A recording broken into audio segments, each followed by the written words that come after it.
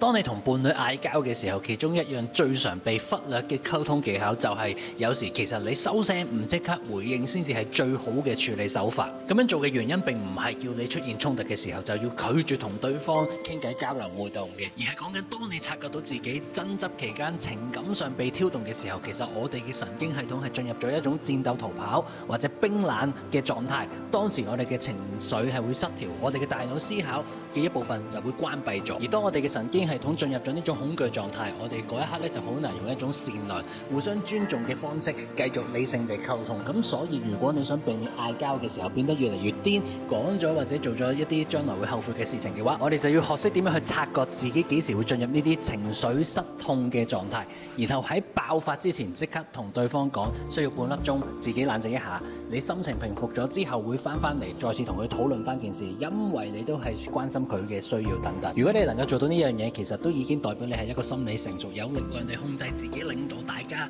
發展出充滿愛與激情嘅良性關係。